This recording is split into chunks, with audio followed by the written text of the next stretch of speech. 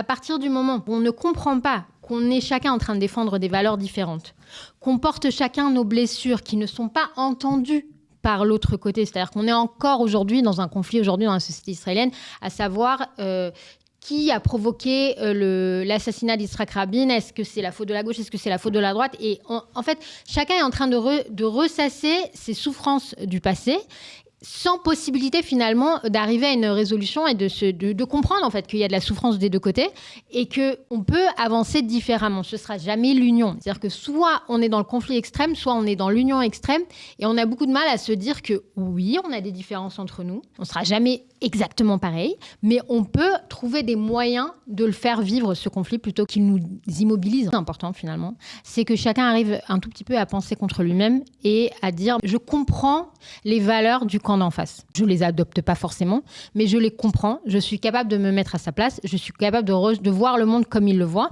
parce que je trouve que une fois qu'on a ça, après on parle de solutions. Ce que chacun veut, c'est être respecté dans ses valeurs, dans son idéal et dans ce qu'il apporte à ce qu'on appelle l'État d'Israël.